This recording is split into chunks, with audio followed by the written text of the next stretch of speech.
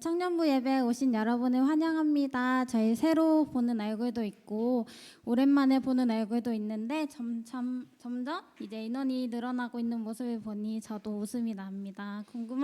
누군지 궁금하신 분들은 대면 예배에 와주시면 될 것 같아요. 이 시간 함께 기쁨으로 찬양하겠습니다.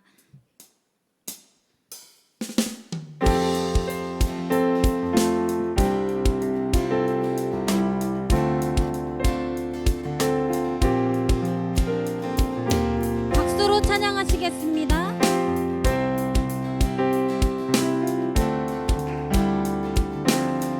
이 세상의 부유함보다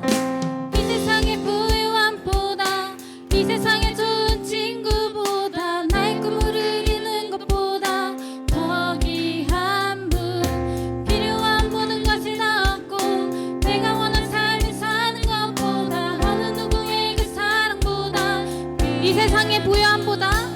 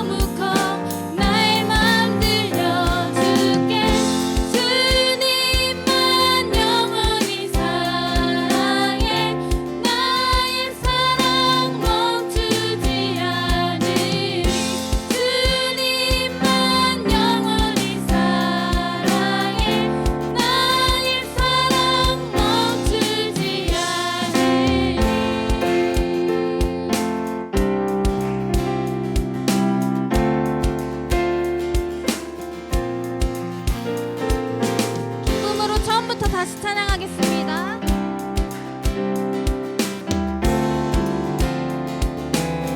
이 세상의 부유함보다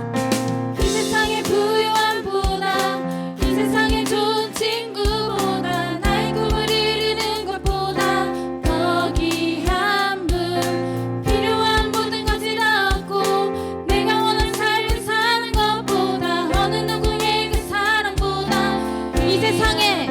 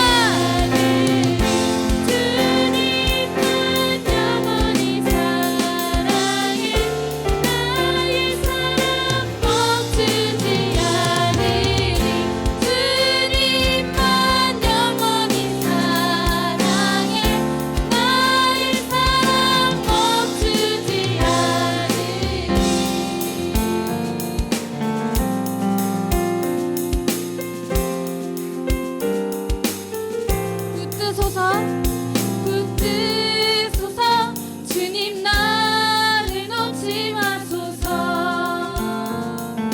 다시 한번 붙드소서 주님 나를 놓지 마소서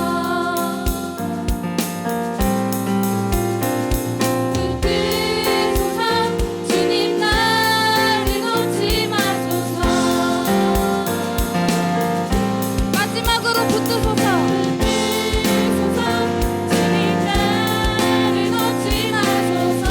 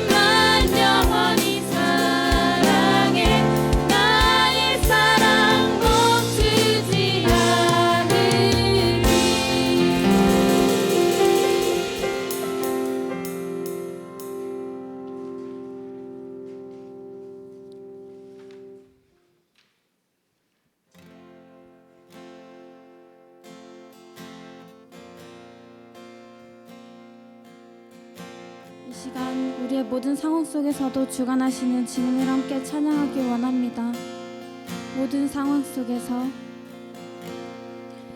모든 상황 속에서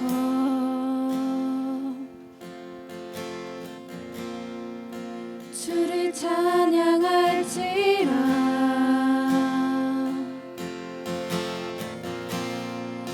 주는 너의 큰 상급, 큰 도움이시라, 큰 도움이시라. 주의 얼굴 구할 때,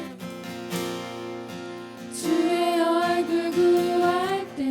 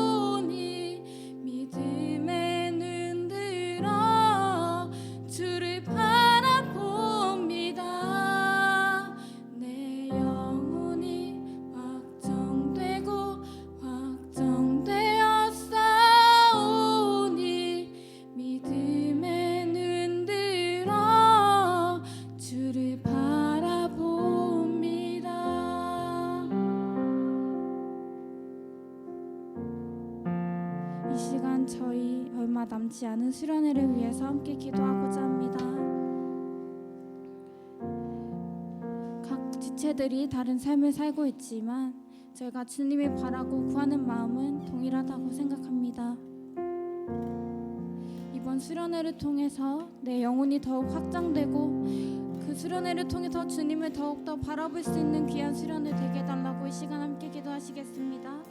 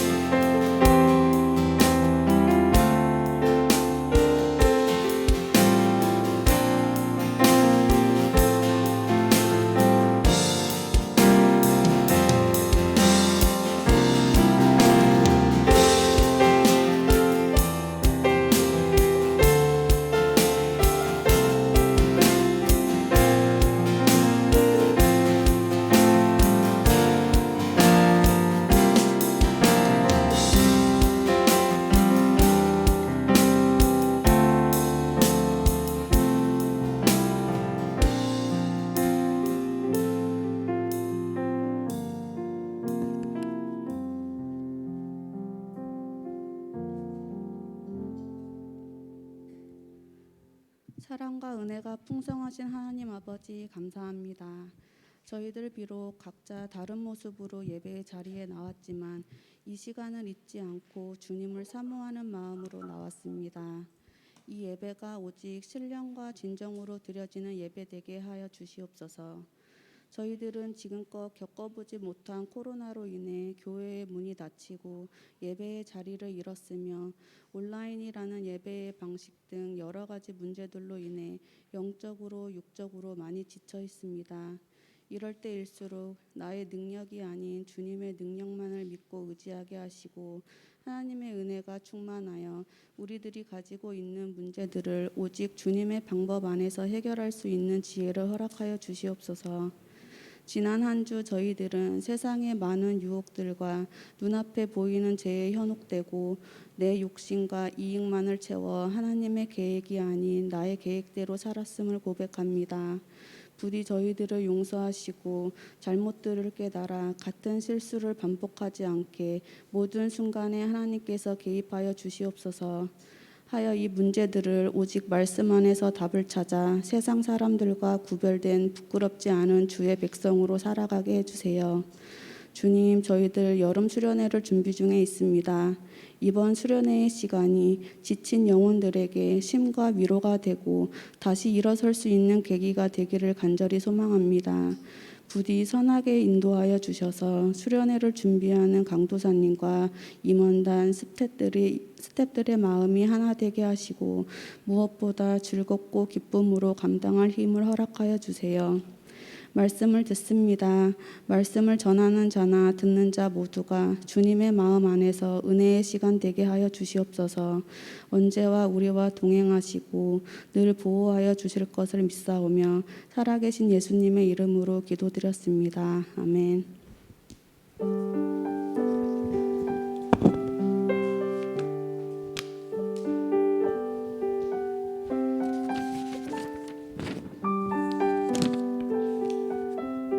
할렐루야. 예배 자리에 나오신 우리 청년들을 환영하고 축복합니다.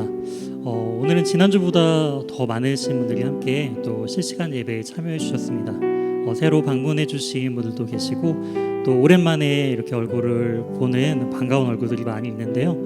또 온라인으로도 함께 실시간으로 지금 줌으로 예배 드리고 있는 우리 청년들도 있습니다. 우리 각자의 자리에서 서로 이렇게 환영하고 또 축복하면서 나아갔으면 좋겠는데요.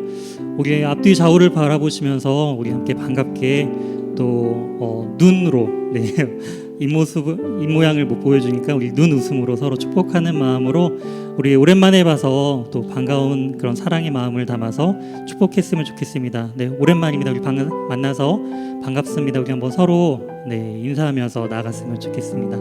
네, 만나서 반갑습니다. 반갑습니다. 네, 함께 또 이렇게 예배드릴 수 있음에 너무나 감사드리고요. 이 시간 우리 청년부 광고 시간입니다. 광고 내용들 또 전달해 드리도록 하겠습니다. 새가족 등록을 원하시는 분은 직접 교회에 방문해 주시거나 아니면은 온라인으로 저희가 교회 홈페이지 팝업창을 통해서 새가족 등록 안내를 받고 있습니다. 새가족 온라인으로 함께 참여하시는 분들 중에서 유튜브나 아니면은 또한 개인적인 지인들 중에서 혹시 함께 예배드리고 싶은 지체들이 있다면은 저희 홈페이지에 방문해 주시거나 아니면은 제 연락처가 밑에 나와 있는데요. 이 연락처로 연락해 주시면은 저희 공동체 예배에 참여하는 부분들을 또한 친절하게 설명해 드리도록 하겠습니다. 이어서 온라인 헌금 계좌 안내입니다. 헌금은 연희교회 온라인 헌금 계좌를 적극적으로 활용해 주시길 바라고요. 현장에 오시는 분들도 이제 많아지니까 저희가 나중에 이제 본당으로 옮기는 부분들이 결정되면은 현장 예배도 함께 이제 헌금 시간들을 따로 이제 마련하도록 하겠습니다. 그래서 지금은 좀 공간이 아직 협소하니까 나중에 본당에서 드릴 때는 예배 순서나 이 부분들을 온라인 중심보다는 현장 중심으로 다시 바꿔 나가도록 하겠습니다. 이어서 2021년도 성경 통독 안내입니다. 2021년도 성경 통독 가이드 영상이 매주 금요일에 연희교회 홈페이지를 통해서 유튜브 채널을 통해 제공되고 있는데요. 함께 이 성경 통독의 마음을 모아주시고 아직 시작하지 않으신 분 있다면은 괜찮습니다. 이번 주부터 다시 매주 새롭게 시작하시면 되고요. 27주차 한 주간 통독할 범위는 시편 119편에서 141편까지입니다. 많이 함께 마음을 모아주시고요. 이어서 금요 기도회 안내입니다. 돌아오는 7월 2일부터 이제 현장으로 이제 기도회가 전환됩니다. 지금처럼 온라인으로도 참여하실 수가 있고요. 현장에 직접적으로 방문하셔서 예배드릴 수가 있습니다. 8시 반에 본당에서 금요 기도회가 드리고 있거든요. 그래서 함께 또한 전 세대가 아울러서 기도하는 시간입니다. 이 교회에 대한 마음을 품고 함께 기도의 자리에 또한 참여해 주시면 감사하겠습니다. 이어서 청년부 상반기 분기회 안내입니다. 원래 분기회가 3개월에 한 번씩 있었는데요. 우리가 작년에 코로나 이후부터 분기회를 시작하지 못했습니다. 저희가 이번 주에 1년에 2차례 상반기 하반기 나눠서 올해는 진행을 하거든요. 그래서 예배 이후에 또한 현장과 또한 줌 실시간으로 또 저희 상반기 분기회가 또 진행될 예정입니다. 상반기 동안 청년부가 어떻게 하나님께서 이끌어 주셨는지를 또한 이 분기회를 통해서 함께 나누고요. 또한 하반기 우리 청년부가 나아가야 할 그 방향성들을 함께 나누고 또 기도하는 시간입니다. 함께 많이 참석해 주셔서 또한 청년부가 또한 올바르게 주님의 뜻을 온전히 이루어 나아가는 하나님 나라 공동체가 될 수 있도록 많은 참여 부탁드립니다. 마지막으로 청년부 학예 수련회 광고입니다. 일정은 7월 16일 금요일부터 18일 주일까지고요. 주제는 하나님 나라 이 땅 위에라는 주제로 본당과 또한 이 할렐루야 홀에서 이제 동시에 이제 진행이 될 예정입니다. 본당에서는 금요일과 주일에 본당에서 진행될 예정이고요. 토요일은 저희가 정기적인 예배가 있는 날이 아니기 때문에 토요일은 아쉽지만 온라인으로 이 할렐루야 홀에서 진행될 계획입니다. 이 수련회에 또 다른 별칭이 있다라고 지난주에 말씀을 드렸는데요. 별칭이 뭐죠? 바로 작심삼일입니다.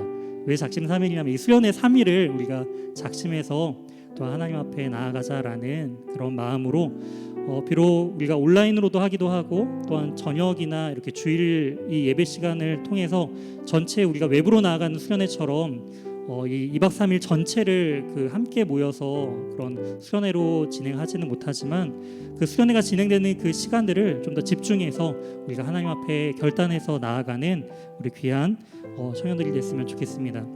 특별히 이번 수련회는 회비를 받지 않습니다.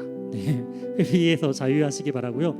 대신에 너무나 드리고 싶다 간절한 요청들이 있는 이런 지체들이 있어요. 그렇기 때문에 찬조의 문은 활짝 열어놨습니다. 그래서 마음껏 또 드리고 싶은 만큼 또 찬조하시면은 또 감사하겠습니다. 저희가 그 동계 때 준비한 것 이상으로 또 풍성한 굿즈를 준비하고 있으니까요. 기대하시고 또 함께 수련회에 참여하시는 우리 귀한 청년들 되길 주님의 이름으로 소망합니다. 광고는 여기까지고요. 오늘 우리에게 주신 하나님의 말씀은 요한복음 5장입니다. 요한복음 5장 1절에서 9절 말씀입니다. 신약성경 149면에 있습니다.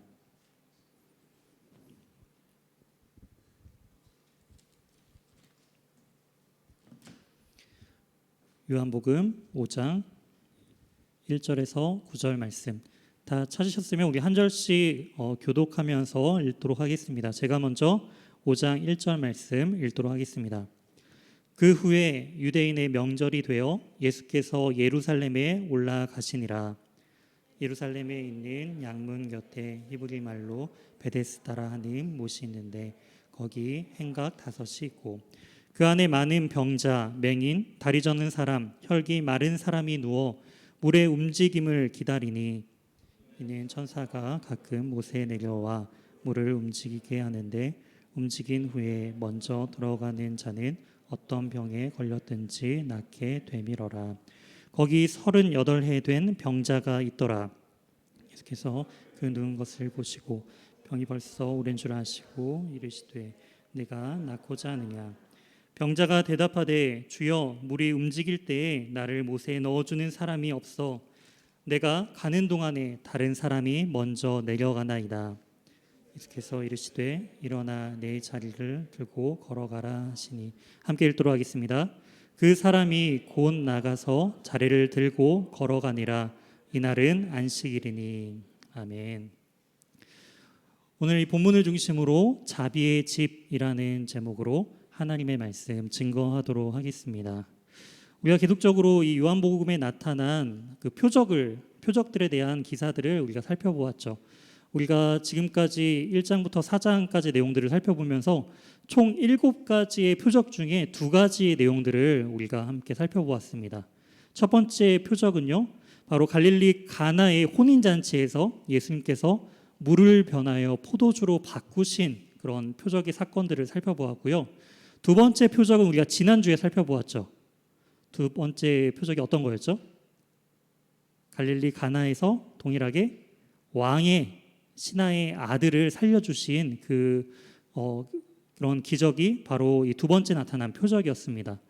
우리가 살펴보고 있는 이 7가지 표적의 그 목적이 있다라고 말씀을 드렸죠. 이 표적은 그저 단지 어떤 예수님께서 죽은 자를 살려주시거나 죽으려고 했던 자를 살려주시거나 아니면 물이 변화의 포도주가 되는, 그리고 나중에 오병이의 사건이라든지 바다 위를 걸으시는 사건이라든지 나사로를 살리시는 사건, 이 모든 사건들의 그 표적의 모습들이 다른 것이 아니라 예수님은 누구이신가라는 그 질문에 대해서 설명해주고 있는 기사들이다라고 말씀을 드렸습니다. 오늘 함께 살펴본 이 본문을 통해서 세 번째 표적이 이제 등장을 합니다. 세 번째 표적의 목적 역시 예수님은 과연 누구이신가라는 그런 질문을 가지고 우리가 이 본문을 함께 살펴봤으면 좋겠습니다. 그래서 이 본문을 통해서 과연 우리가 믿고 있는 그 예수 그리스도는 과연 어떠한 분이시며 주님을 온전히 닮아가기 위하여서 우리는 어떠해야 하는가, 그러한 질문을 가지고 우리가 함께 이 말씀 앞에 서길 소망합니다.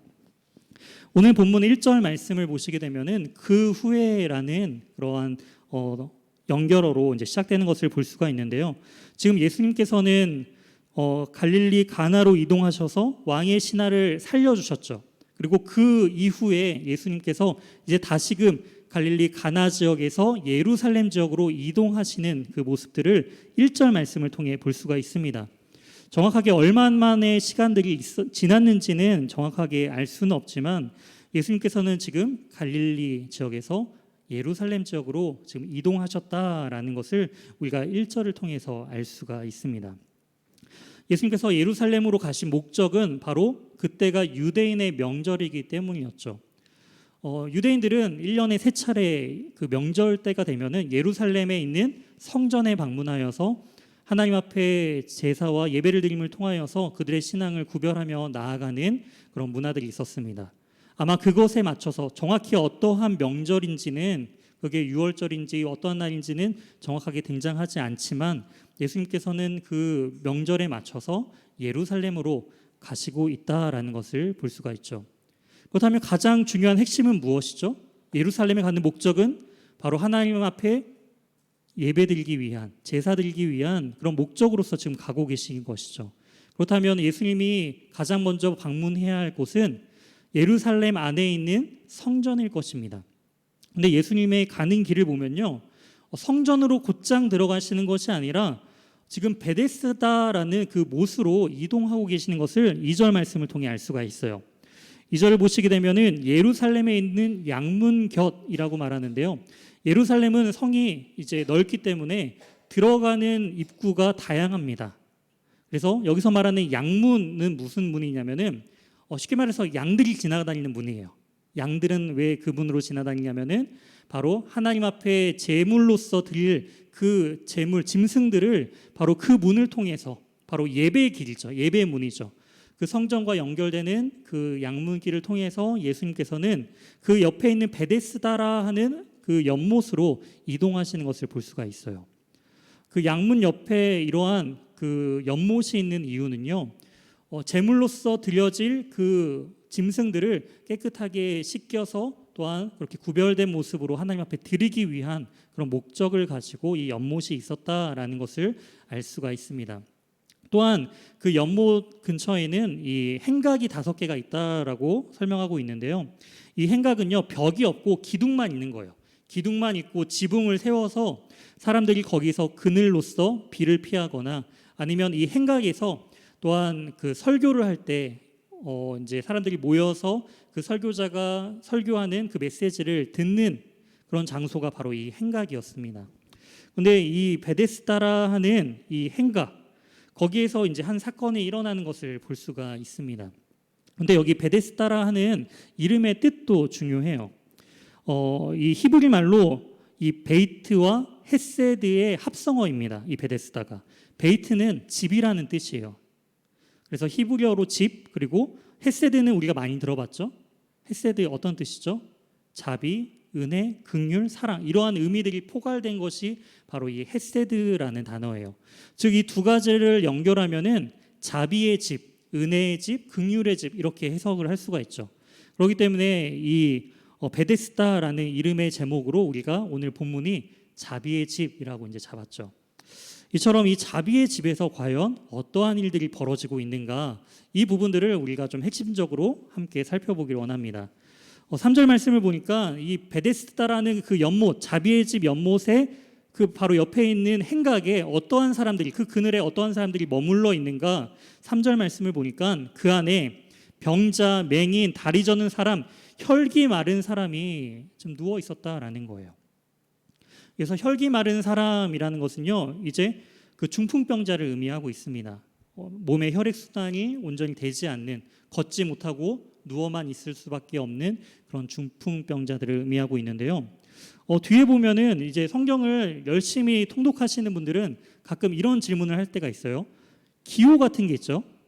보니까 대괄호로 이렇게 꺽쇠로 이렇게 대괄호로 묶여져 있는 게 3절 하반절부터 4절까지 이렇게 대괄호로 묶여져 있는 것을 볼 수가 있습니다. 왜 이렇게 다른 본문들은 이런 게 없는데 왜 특별하게 이 본문은 여기에 이렇게 대괄호로 묶여져 있는가? 그건요, 이 부분이 비잔틴 사본에는 첨부되어 있기 때문에 이렇게 표시를 한 거예요. 비잔틴 사본은요, 이제 소문자 사본이라고 해서 그 예수님 당시에 그 초반에 기록된 사본들은요, 대문자로 다 적혀져 있었어요. 원문이 있으면 그것을 필사를 해서 이제 전달을 해서 이렇게 성경에 원문이 아닌 사본들이 존재를 하는데요. 초창기에는 대문자만 존재했기 때문에 대문자 사본이 초반의 사본이라면은 후반으로 넘어가면서 소문자 사본이 기록되게 됩니다. 특별히 이 비잔틴, 이 바티칸 사본 같은 경우에는 바티칸의 로마 그 모든 그 카톨릭의 이제 중심이 그곳에 있기 때문에 굉장히 사본들, 소수 사본들이 가장 많이 발견되었어요. 그렇기 때문에 우리가 잘 알고 있는 킹 제임스 버전, 흠정여 버전도 바로 여기에 해당하는 비잔틴 사본에 해당하고 있습니다. 그런데 원문에 가까운 오래된 사본에는 이 대괄호로 묶여 있는 부분이 기록되지 않았어요. 없어요. 그리고 이 대다수의 사본인 이 소문자 사본 같은 경우에만 기록되어 있기 때문에 아마도 이것은 후대의 사람들이 이 문화적인 부분들을 후대 사람들에게 설명하기 위해서 추가적으로 기록했다라고 이해할 수가 있습니다. 친절한 설명이죠. 당시의 문화를 모르는 이방인들을 위해서 당시 왜 이 맹인과 다리 저는 사람과 이 중풍병자들이 왜 베데스다의 목가에 모여 있는지에 대한 그 근거를 설명해 주고 있다라는 거예요. 그 근거가 뭐죠? 바로 4절에 나와 있는 것처럼 천사가 가끔 이 연못에 내려와서 물을 움직이게 하면은 먼저 들어가는, 그 물이 움직일 때 가장 먼저 들어가는 그런 사람은 어떠한 병에 걸렸던지 그 병이 낫게 된다라는 전설이 내려오고 있었기 때문이에요. 네, 전설 따라 산말리처럼 이처럼 움직이는 그 물가에 들어가면 모든 병이 낫게 된다라는 그러한 전설이 이어지니까 어떻게 했어요? 사람들이 천사가 내려와서 물이 움직이는 그 날을 기다리면서 그 자리에 머물러 있었다라는 것입니다. 아마도 이 베데스다 연못은 간헐천이었던 것 같아요. 밑에서부터 문이 솟구쳐 올라오면서 이제 뽀글뽀글 이렇게 공기처럼 나오는 것이 물이 움직이고 그때가 이제 천사가 오는 것처럼 사람들이 느꼈던 것 같아요. 이러한 미신적인 속설 때문에 절박함 가운데 있었던 이 병자들은요, 그 전설을 믿고 그 지푸라기라도 잡고 싶은 심정에 지금 베데스다 연못가에 사람들이 모여 있었다라는 것입니다. 사람들은 함께 모여서 그 같은 아픔들을 가진 사람들이 모여 있으니까, 그 병자들이 같이 모여 있으니까 어찌 보면 처음에는 굉장히 친숙한 마음도 들었을 거예요. 서로 긍휼한 마음, 그리고 서로 격려하면서 따뜻한 말 한마디 나누면서 나도 힘들지만 당신도 힘내시기 바랍니다라는 그런 사랑의 메시지와 서로 이렇게 같이 있는 것 자체가 힘이 되는 공동체였을 거예요. 그러나 이 같이 모였던 그런 자비의 집인 이 베데스다가요, 실제로 그 천사가 왔다라는 생각으로 물이 움직이기 시작하면 어떠한 일들이 발생될까요? 가장 먼저 이 물에 뛰어들어야지 그 사람만 낫게 되는 거예요. 그렇기 때문에 서로 좋은 말하고 격려하고 위로했던 사람이 이제 서로가 경쟁자가 되어버립니다. 다른 사람보다 좀 더 빨리 들어가기 위하여 심지어는 그 사람은 짓밟고라도 먼저 뛰어들어야 하는 곳이 이 베데스다라는 거예요. 이러한 치열한 싸움이 있는 베데스다, 어찌 보면 이 예루살렘의 그 민낯이 여기에 드러나고 있습니다. 하나님을 예배하기 위해 그 제물들이 드러나가는 그 양문 곁에 있는 베데스다, 그 자비의 집이 실상은 자비의 집이 아닌 폭력의 집이죠. 가장 심각한 폭력과 무자비한 장소가 되는 곳이 바로 이 베데스다 연못이다라는 것이죠. 이처럼 베데스다는요, 어찌 보면은 누구나 가장 먼저 들어간 사람이 치료를 받을 수 있다라는 공평한 곳처럼 느껴집니다. 그렇잖아요. 먼저 들어가기만 하면은 누구나 그 병이 나을 수 있기 때문에 굉장히 공평한 것처럼 보이죠. 하지만 이 베데스다는요, 지독한 차별이 공존하는 곳입니다. 왜냐하면 이곳에 모인 사람 중에서 스스로 움직일 수 없을 만큼 위중한 사람들이 이곳에 모여 있는 거예요.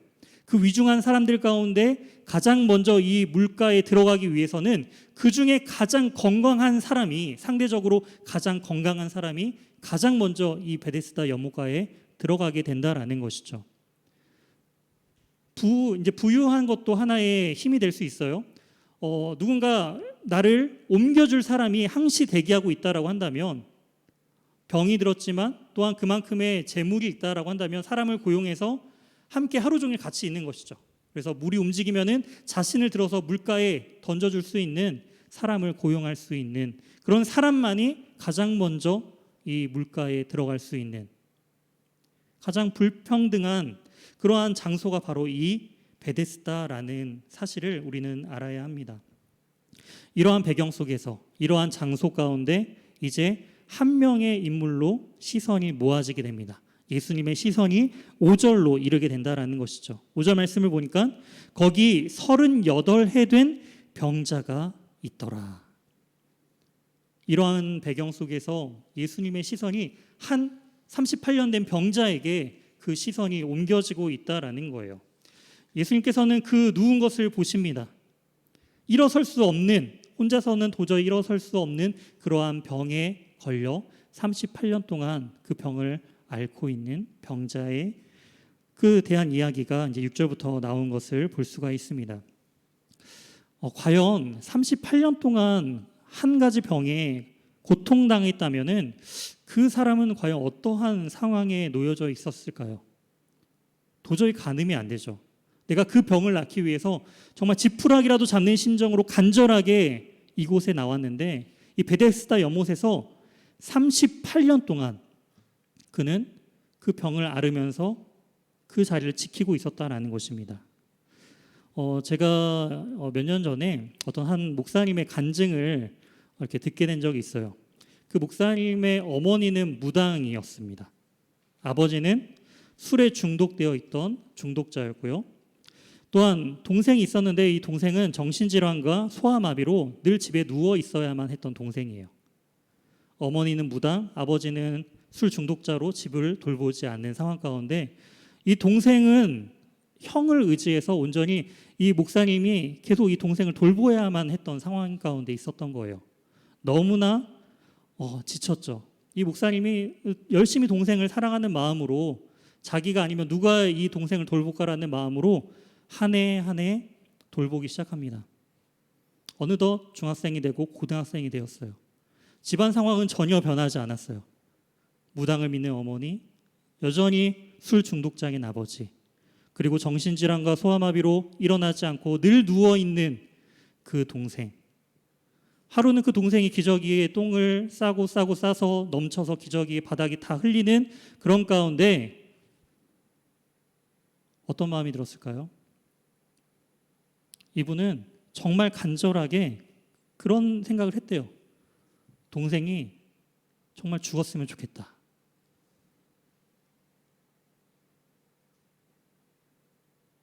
이분이 나쁜 분일까요? 정말 변하지 않는 그런 가정의 환경과 점차 조금이라도 나아지고 있다라고 한다면 희망이라도 있을 텐데 점점 악화돼 가고만 있는 것 같은 그런 가정의 모습을 보면서 절망에 이르르고 차라리 나도 죽고 이 동생도 같이 그냥 죽어버릴까, 이런 그러한 그 청소년기의 시절을 보냈다라는 그런 간증을 듣게 되었습니다. 이처럼 38년간의 투병으로 인해서 이 병자 역시 처음에 가족들을 또 열심히 도와줬겠죠. 이 사람이 베데스다에 가서 연못에만 들어가면은 우리 사랑하는 아들이, 우리 오빠가 나을 것이다 라는 기대감을 가졌을 것입니다. 1년, 2년, 10년, 20년, 30년, 38년이 됐어요. 어떨까요? 가족들도 포기하죠. 당사자도 포기했을 것입니다. 그러한 포기와 절망과 이제 아무것도 남지 않은 그러한 상황 가운데 38년 된 그 병자에게 예수님이 찾아오신 거예요. 그리고 예수님께서 말씀하십니다. 6절에 나와 있는 것처럼 내가 낫고자 하느냐. 38년 동안 기다린 거잖아요. 무엇을 위해서요? 낫기를 위해서. 예수님 그걸 질문하신 거예요. 내가 낫기를 원하느냐. 여러분이 38년 된 병자라고 하신다면은 예수님이 이렇게 물어보실 때 여러분은 뭐라고 대답하시겠어요? 아마 주저없이 당연하죠, 주님. 제가 낫기를 원합니다. 이렇게 대답했겠죠. 그러나 우리는 38년 동안 병을 앓던 사람이 아닙니다. 그렇기 때문에 이 사람의 마음을 우리는 헤아릴 수 없어요. 이 사람은 그러한 질문 앞에 예수님께 이렇게 답변합니다. 7절이에요.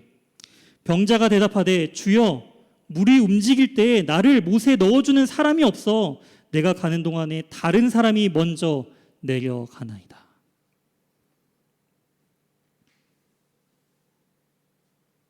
모든 상황들이 절망적인 상황임을 이야기하는 거예요. 그냥 주님 내가 낫고 싶습니다. 이렇게 말하면 되는데 그 단계를 뛰어넘은 거예요. 그가 얼마만큼 38년 동안 사람들에게, 주위 사람들에게 상처와 아픔을 당했는지 주위 환경들이 너무나 원망스러운 거예요. 내가 38년 동안 이 자리를 지켰지만 누구 하나 나를 그 물이 움직일 때 나를 그 물속에 인도해 주는 사람이 단 한 명도 없습니다. 이 절망적인 상황을 고백하고 있는 거예요.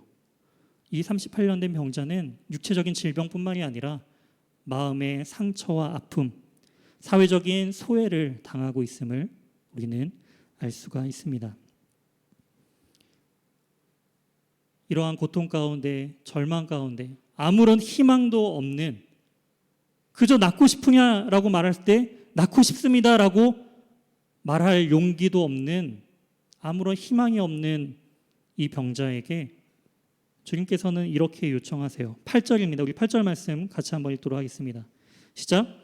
예수께서 이르시되 일어나 내 자리를 들고 걸어가라 하시니, 일어나 내 자리를, 지금 앉아있던 누워있던 그 자리를 들고 걸어가라라는 것입니다.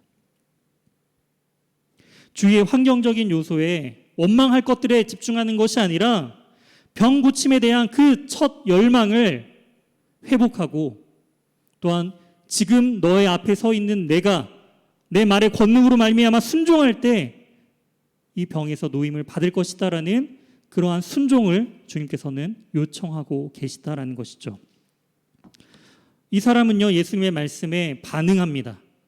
9절 말씀처럼 그 말씀에 곧 반응하면서 자리를 들고 걸어 나아가죠.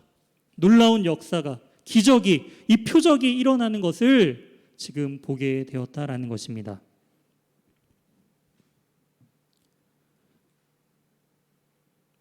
오늘 말씀은 여기에서 끝나지 않습니다. 9절 하반절에 나와 있는 것처럼 이 날은 들고 걸어가니라 라고 해서 끝나지 않아요. 뒤에 이 날은 뭐라고요? 안식일이니. 이 요한복음의 저자가 지금 강조하고 있는 부분이 어디에 있는지 우리는 알아야 합니다. 38년 된 병자가 예수님을 만나서 그 38년 된 그 병에서 노임을 받고 지금 걸어 나아갔다. 여기에서 이야기가 끝나는 것이 아니다라는 거예요. 더 핵심은 그 날이 바로 안식일이다라는 거예요. 안식일. 우리는 이 말씀을 통해서 우리는 함께 고민해 봐야 합니다. 어떤 부분이냐? 참된 안식과 회복은 과연 어디에 있는가라는 것이죠. 예수님은 이 병자를 통해서 말씀해 주고 있는 거예요. 그저 단지 병 고침에 대한 부분들을 강조한 것이 아니라 주님께서는 이 사건을 통해서 진정한 안식과 회복은 어디로부터 나아가게 되는가라는 부분들을 우리에게 지금 말씀해 주고 계신 거예요. 이 환자는, 이 38년 된 병자는 안식을 누리지 못한 사람이었습니다. 성전에 가까운 성전 제물들이 늘 오고 가면서 수많은 사람들이 예배드리기 위해 나아가는 그 모습을 보았지만, 그 안식일을 지키기 위해 수많은 사람들이 예루살렘 성전으로 올라가고 있지만, 정작 베데스다 연못가에서 이 사람은 참된 안식을 38년 동안 온전히 누리지도 못하고 있었음을 우리는 알 수가 있습니다.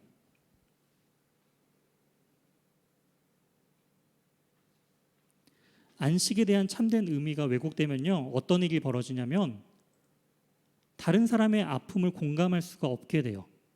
함께 기쁨을 공감하지 못하게 돼요. 10절에 나와 있습니다. 10절 말씀입니다. 유대인들이 병 나은 사람에게 이르되, 지금 38년 된 병자가 나았어요. 그런데 유대인들이요, 그 병 나은 사람을 보고 뭐라고 이야기할까요? 함께 축하하면서 와, 38년 동안 그 고통을 어떻게 견디셨습니까? 이제 병이 나았으니까 마음껏 예배드리고 마음껏 행복하게 사세요. 축복해야지 정상 아닐까요? 근데 유대인들이 뭐라고 하죠? 병 나은 사람에게 이르되 안식일인데 내가 자리를 들고 가는 것이 옳지 아니하니라. 아니, 병 나은 사람한테 그것을 공감해 주지 않고 안식일인데 해야 하지 말아야 할 일을 하고 있으니까 지금 그것을 책망하고 있는 거예요. 이 근거는요, 성경적인 율법적인 근거도 아닙니다. 그들이, 더욱더 유대인들이 자신들이 스스로 하나님께서 주신 율법에 덧붙여서 그들 스스로 지켜나가기 위한 전통들이 엮여진 그 미시나라는 그 책을 근거로 안식일에 노동을 금지하는 39개 조항을 별도로 만들었어요.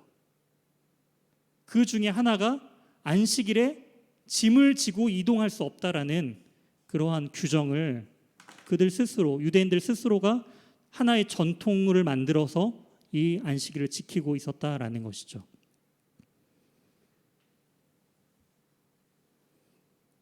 하나님께서는 하나님의 백성들에게 그 말씀을 지켜나가야 할 그런 하나님의 말씀과 언약으로서 이 율법을 주셨지만 어느 순간 이 유대인들은요, 그 율법을 오히려 생명을 살리는 일에, 하나님의 말씀을 지키는 일에 사용하는 것이 아니라 자신들의 유익을 위해서 변질시키고 있었다라는 것을 알 수가 있습니다. 그렇기 때문에 38년 된 병자의 그 나음을 함께 기뻐하는 것이 아니라 왜 너는 하지 말아야 할 그 일을 하고 있느냐라고 책망하고 있다라는 것이죠. 그러면서 이제 유대인들이 그 사람을 추궁하기 시작해요. 누가 너를 이렇게 너의 자리를 들고 걸어가라라고 이야기했느냐라고 추궁하기 시작합니다. 38년 된 이 병자는 주위를 돌아보죠. 자신을 낫게 걸어가라고 말씀하신 예수님을 찾기 위해서 두리번두리번거리고 있어요. 하지만 이미 예수님께서는 그 자리를 떠나셨어요. 그리고 얼마간의 시간이 지납니다. 14절에 나오죠. 다시 그 후 얼마간의 시간이 또 지났어요. 예수님께서는 이제 이 38년 된 병자를 어디에서 만나시느냐? 바로 성전에서 만나십니다. 이 병자는 자신의 육체의 질병으로 인해서 성전에 들어갈 수가 없었어요. 하지만 병이 낫고 바로 성전에 들어가는 모습을 볼 수가 있습니다. 성전에서 만난 예수님께서 이 병자에게 하신 말씀이 바로 14절이에요. 한번 우리 14절 말씀 한번 같이 읽어보도록 하겠습니다. 시작. 그 후에 예수께서 성전에서 그 사람을 만나 이르시되 보라 내가 나았으니 더 심한 것이 생기지 않게 다시는 죄를 범하지 말라 하시니. 더 심한 것이 생기지 않게 다시는 죄를 범하지 말라. 과연 이 말씀은 어떠한 의도로서 말씀하신 것일까요? 주님께서는 왜 이 나은 38년 된 병자에게, 이미 이제 나아서 건강해진 이 사람에게 왜 이런 말씀을 하신 것일까요?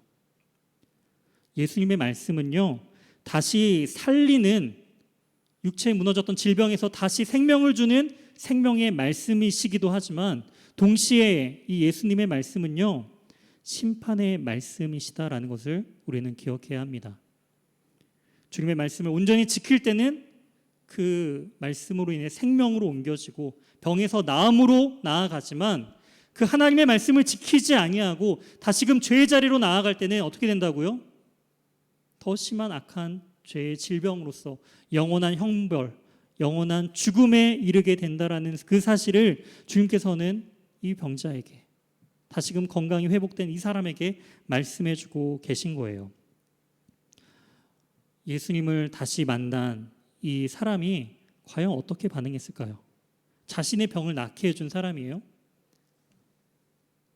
은인과도 같은 사람이죠. 근데 이 사람을 만나고 나서 이 나은 사람이 하는 행동을 우리가 한번 보도록 하겠습니다. 15절입니다. 그 사람이 유대인들에게 가서 자기를 고친 이는 예수라 하니라. 유대인들에게 예수님을 일러 바치는 거예요. 내가 이 안식일법을 어긴 것이 아니라 나를 어기게 한 사람이 나중에 알고 보니까 예수라는 사람이었습니다 라고 지금 유대인들에게 찾아가서 지금 이야기하고 있는 거예요. 왜 이렇게 유대인들을 찾아가서 이야기했을까요?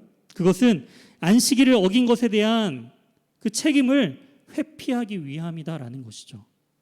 이미 자신의 병 고침을 받은 사실을 감사하고 기뻐하는 것이 아니라 지금 현재에 있는 그 문제가 더 중요하다라는 거예요.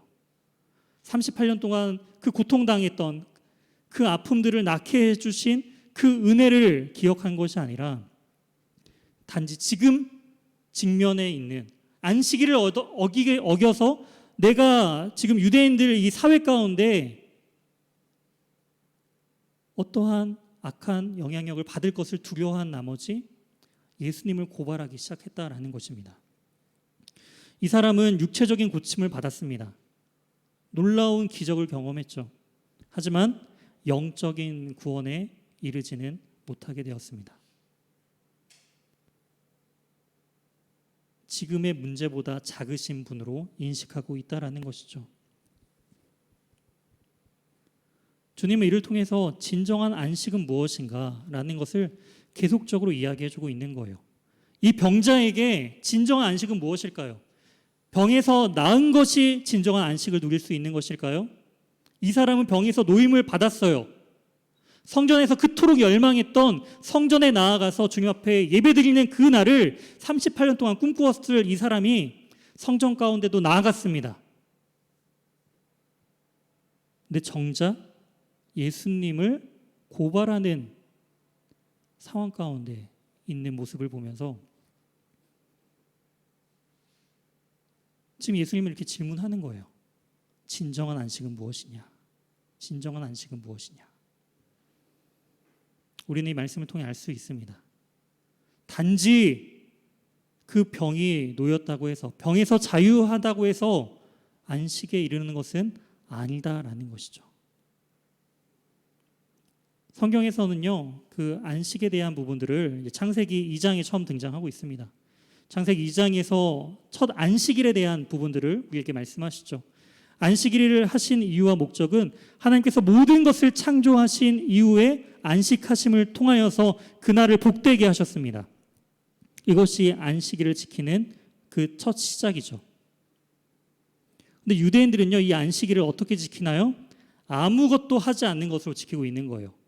주님께서도, 하나님께서도 쉬셨으니까 우리도 아무것도 해서는 안 된다라는 거예요. 그것이 짐을 날르면 안 된다라는 그런 해석으로서 이 안식일을 지키고 있다라는 것이죠. 물론 우리는 문자적인 그 안식일을 지키진 않습니다. 유대인들은 그 안식일, 금요일 해가 질 때부터 토요일 해가 질 때까지 그 안식일을 이렇게 율법을 지키면서 지키는데, 우리는 안식일을 지키지 않고 주일을 지키죠. 하지만 주일은 그 안식일의 완성이신 예수 그리스도의 부활을 우리가 기념하는 날입니다. 그렇기 때문에 그 근거 자체는 안식일, 완성된 안식일을 우리가 지키고 있다라는 것이죠. 그렇다면 우리는 어떻게 안식일을 지키고 있나요? 우리 청년들은 어떻게 안식일을 지키시면서, 이 주일을 지키시면서 안식을 누리고 계신가요? 아무것도 하지 않고 예배만 드리면은 안식일을 잘 지키는 것일까요? 어쩌면 성전에 나와, 이 예배당에 나와 예배를 드리지만 예수님을 만나지 못한다면, 예수님이 누구이신지 모른다면, 그저 내 문제에만 집착하면서 하나님의 그 계획과 일하심을 온전히 보지 못한다면 어쩌면 우리는 진정한 안식을 누릴 수 없게 될 것입니다. 예수님은 지금 그걸 말씀해주고 계시는 거예요. 사람들은 이로써, 유대인들은요, 이 사건으로 인해서 이제 예수님을 죽이려고 합니다. 18절 말씀입니다. 유대인들이 이로 말미암아 예수를 죽이고자 하니 이는 안식일을 범할 뿐만이 아니라 하나님이 자기의 친아버지라 하여 자기를 하나님과 동등으로 삼으심이로라. 예수님은 이렇게 말씀하세요. 왜 당신의 안식일을 어깁니까? 라는 유대인의 질문 앞에 예수님은요, 내 아버지가 일하시니 나도 일한다. 하나님께서 일하시니까, 내 아버지이신 하나님께서 일하시니까 나도 당연히 일한다라고 이야기한 거예요. 하나님 안식하셨잖아요. 7일째 안식하셨잖아요. 하나님의 안식은요, 아무것도 하지 않는다라는 게 아니에요. 만약에 하나님께서 진정한 우리가 생각하는 아무것도 하지 않는 안식으로 하나님께서 창조하신 모든 피조세계를 버려두신다면, 내버려 두신다면 과연 이 피조세계는 어떻게 될까요?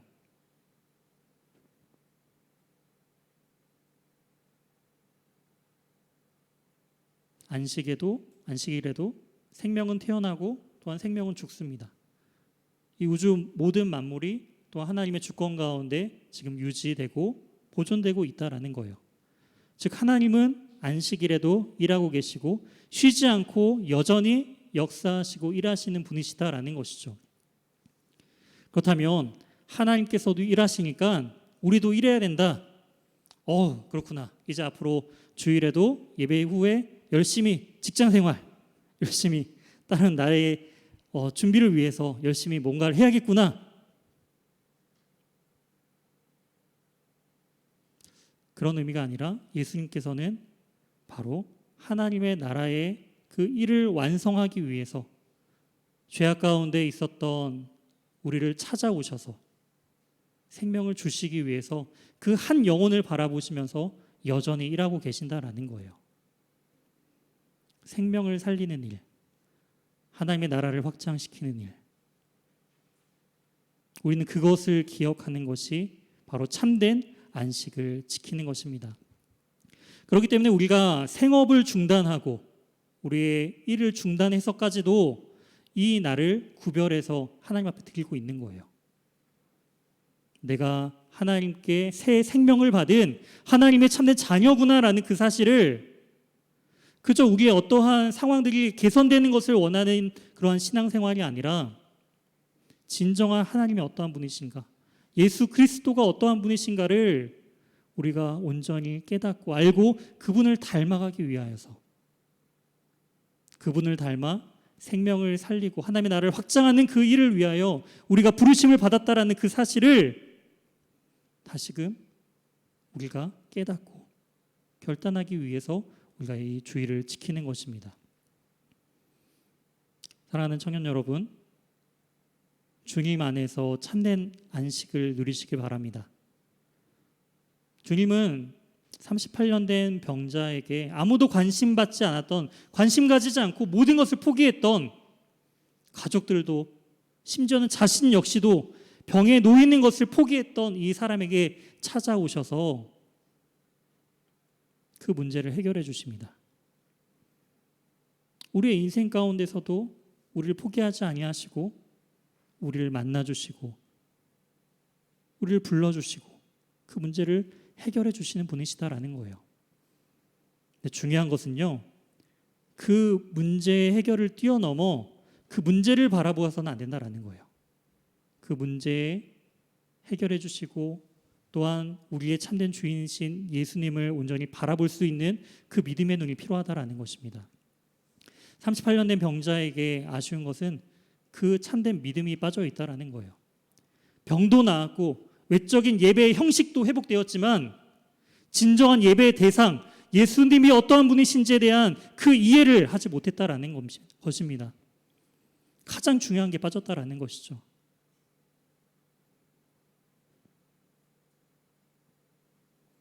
주님은 그러기 때문에 이 요한복음에 등장한 표적들을 통해서 우리가 진정으로 붙들고 나아가야 할 참된 믿음, 참된 안식의 대상, 그것들을 우리에게 말씀해 주고 계신 것입니다. 우리가 이 말씀을 우리가 한 주간 붙들면서 나아갔으면 좋겠어요. 세상의 이적만을 붙들고 그 기적만을 붙들고 나아가면요, 하나님이 없는 자리에는 신화만 남게 되어 있어요. 세상이라는 그 가치관만 남게 되어 있다라는 것이죠. 하지만 우리가 진정으로 붙들어야 할 예수 그리스도가 우리 안에 회복이 되면은 우리는 더 이상 세상의 신화에 의존하는 자들이 아닙니다. 바로 하나님의 말씀을 붙들고 진정 우리의 문제를 해결해 주실 그 주님 앞에 우리의 문제를 맡기게 되어 있다라는 거예요. 문제가 있으시면은 세상 앞에 그 베데스다 연못 가운데 이것이 참된 자비의 집이다 말하면서 그곳에 머물러 있는 것이 아니라 그 문제를 가지고 주님 앞에 나아가야 된다라는 거예요.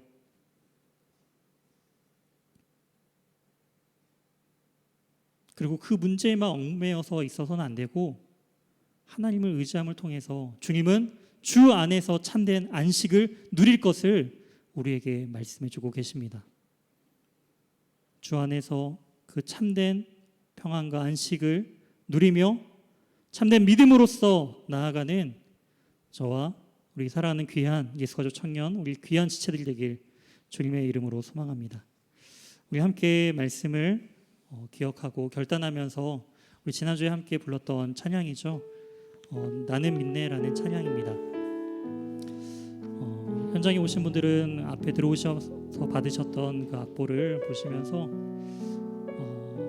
이 찬양의 그 가사들이 우리의 고백들이 되길 소망합니다. 주님께서는 그 시련을 통해서 우리가 참된 믿음으로 나아가길 원하신다라는 것이죠. 홍해 앞에 선 그 이스라엘 백성들이 애굽의 군대가 쫓아올 때 두려워 떨면서 이제 다 죽었구나. 우리가 애굽에 매장지가 없어서, 무덤이 없어서 지금 우리가 다 여기 와서 죽게 생겼구나. 그렇게 원망하고 한탄합니다. 하지만 주님의 계획은요, 사람들의 그 생각을, 상상력을 뛰어넘죠.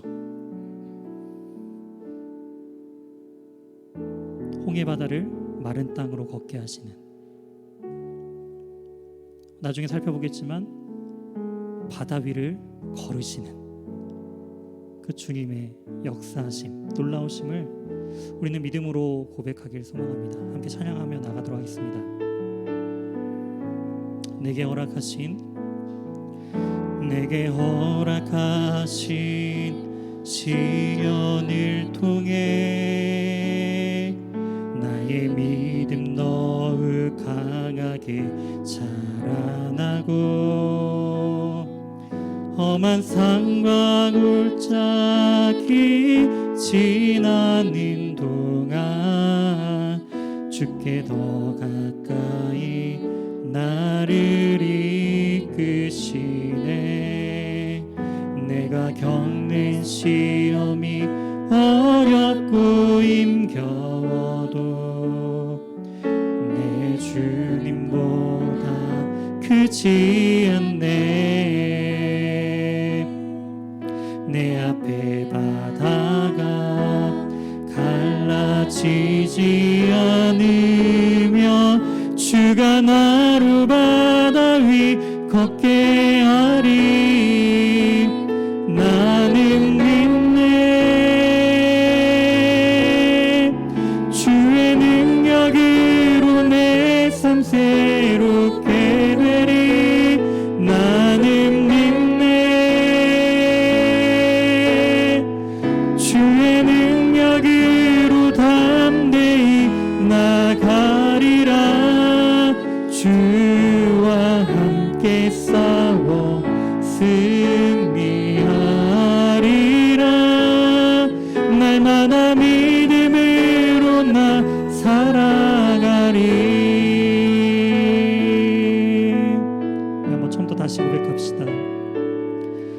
내게 허락하신 시련을 통해 나의 믿음 더욱 강하게 자라나고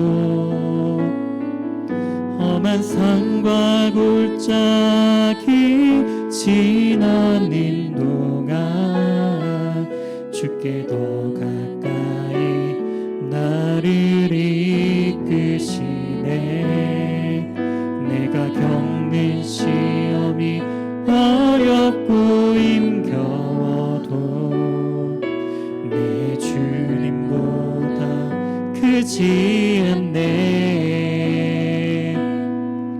내 앞에 바다가 갈라지지 않으며 주가 나로 바다 위 걷게 하리. 나는 믿네. 주의 능력으로 내 삶 새롭게 되리. 나는 믿네. 주의 능력으로 담대히 나가리라. 주와 함께 싸워 승리하리라. 날마다 믿음으로 나 살아. 나는 믿네. 나는 믿네. 주의 능력으로 내 삶 새롭게 되리.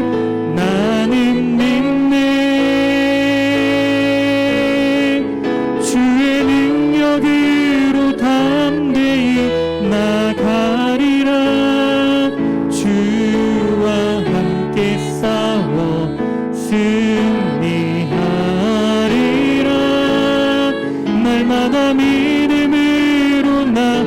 번 더 마지막으로 한 번 더 고백합시다. 나는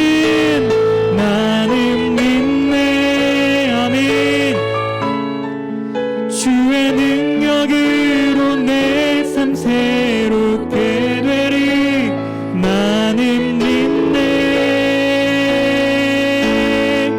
주의 능력으로 담대히 나가리라. 주와 함께 싸워 승리하리라. 날마다 믿음으로 나 살아가리. 우리 함께 기도했으면 좋겠습니다. 주님, 진정한 베데스다, 진정한 자비의 집은 세상의 전설이 아니라 바로 예수 그리스도와 함께 있는 것이 바로 참된 자비의 집임을 우리는 깨닫습니다. 하지만 우리는 세상의 것을 계속적으로 요청하며 세상 안에서 이 문제가 해결되기를 늘 원했던 38년 된 병자처럼 주님께서 이미 내가 낫고자 하느냐 그렇게 물어보셨지만 내 앞에 있는 그 주님이 어떠한 분이신지, 나의 38년 된 이 병을 낫게 할 그 능력이 있는 유일한 분이신데도 불구하고 나의 유일한 희망은 여전히 그 베데스다 연못가에 있는 그런 38년 된 병자의 모습이 바로 우리의 모습입니다. 20년, 30년, 40년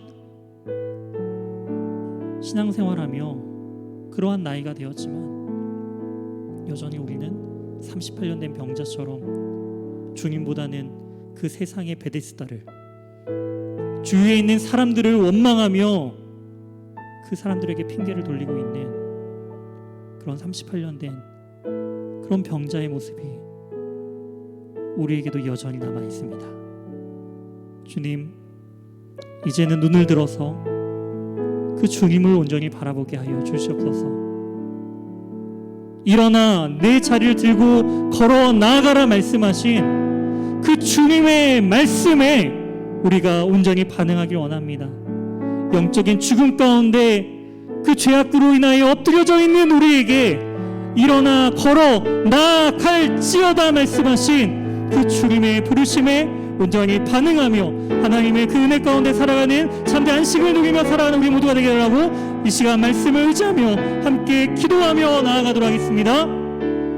주여, 주님, 오늘 말씀을 통하여서 하나님 세상에 아무런 희망이 없는 지푸라기라도 잡는 그 심정으로 주님 세상의 전설과 하나님 세상의 것을 의지하며 베데스다 목가 가운데 나와 있는 그러한 38년 된 그 병자의 모습을 보면서 주님께서 만나 주셨고 친히 그 병을 낫기를 원하느냐 말씀하셨음에도 주님께 그 문제를 아뢰며 주님을 찾고 붙들며 의지하는 것이 아니라 여전히 마음 가운데 그 38년 동안이나 고생하였지만 유일하게 남아있는 그 베데스다를 포기하지 못하는 그 사람에게 다시금 주님께서는 회복을 명령하시며 다시 일어나 걸을 것을 명령하셨을 때 그 병자가 주의 말씀을 힘입어 걷게 되어져 나아갔습니다.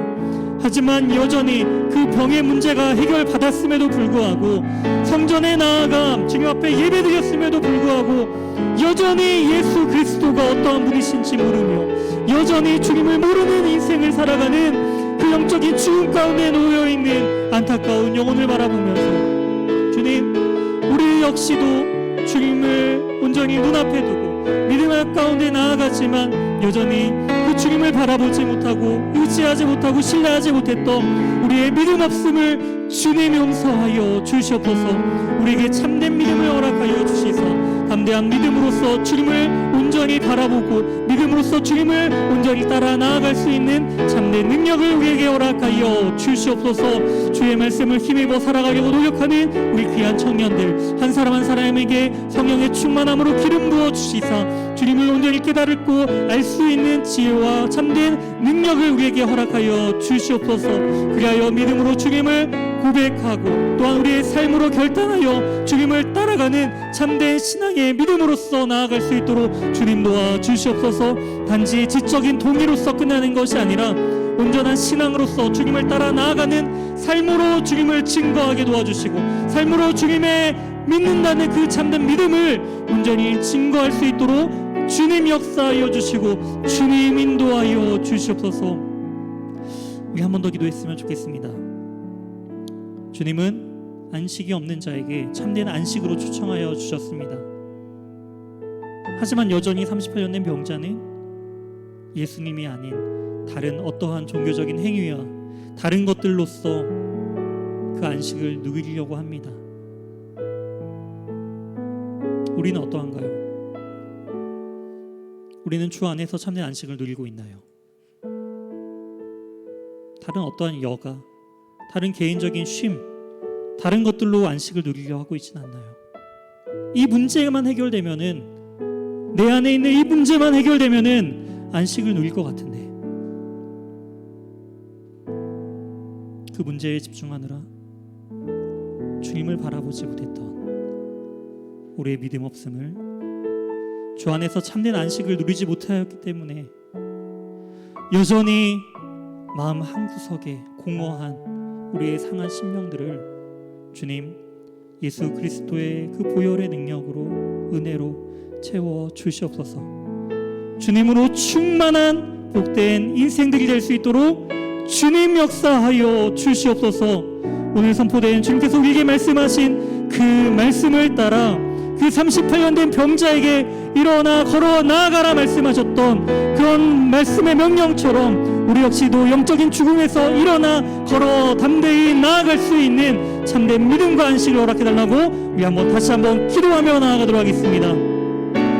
주님 감사합니다. 하나님의 그 말씀의 권능이 있고 능력이 있습니다. 다른 것이 아니라, 다른 어떠한 기적이 아니라 주님의 말씀의 생명이 있음을 주님 고백합니다. 하나님, 믿음이 없지만 하나님의 말씀으로 담대히 그 자리에서 일어나 걸어 나아갔던 그 38년 된 병자처럼 하나님, 우리도 영적인 죽음 가운데서 우리를 불러내어 주시사 다시금 생명의 길로 인도하여 주시고 주와 동행함을 통하여서 주 안에서 참된 안식을 누리며 이 땅 가운데 살아갈 수 있도록 주님 함께하여 주시옵소서. 하나님, 이 자리에 나온 주의 귀한 청년들 한 명 한 명을 주님께서 만나주시고 그 아픔과 상처들을 어루만져 주시고 세상에 감당치 못할 그 사랑과 능력으로서 참된 자비의 집, 참된 그 은혜가 주님 우리 안에 거하시며 우리를 주의 성소로서 주의 교회로서 우리를 삼아주시는 그 주님께서 우리와 함께 하심으로 말미암아 참된 자비의 집의 그 은혜를 온전히 누리며 나아가는 사랑하는 우리 예수가족 청년 모두가 될 수 있도록 주님 함께하여 주시옵소서. 하나님 아버지, 우리의 흔들리는 믿음 없는 그러한 연약한 그 믿음을 주님께서 굳건히 붙들어 주시사 하나님, 예수님을 쫓아 따라 나아가는 제자들이 비록 지금은 온전히 주님을 알지 못하지만 주님의 말씀을 힘입어 그저 주님을 따라간 그 제자들이 삶을 통해 주님을 만나고 진정으로 주님이 어떠한 분이신지를 깨닫는 것처럼 한 걸음 한 걸음 느려도 더뎌도 우리가 누워서 머물러 있는 것이 아닌 주님을 쫓아 나아갈 수 있도록 우리를 인도하여 주시옵소서. 우리와 함께 동행하여 주시옵소서. 사랑의 주님, 주님의 부르심을 따라 주님과 함께 동행하기로 결단하며 이 땅을 살아가기로 주님을 증거하기로 결단한 주의 귀한 청년들이 이 자리 가운데 있습니다.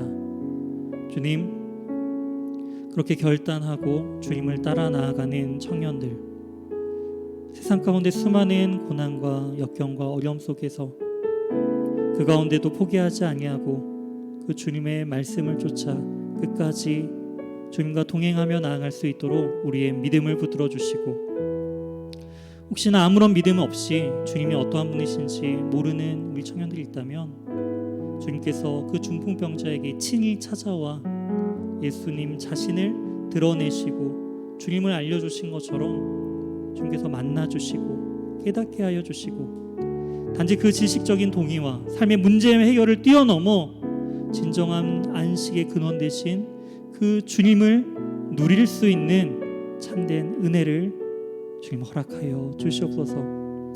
한 주간도 주님께서 아무도 관심 가져주지 아니하는 그 한 영혼에게 주님의 시선이 머물렀던 것처럼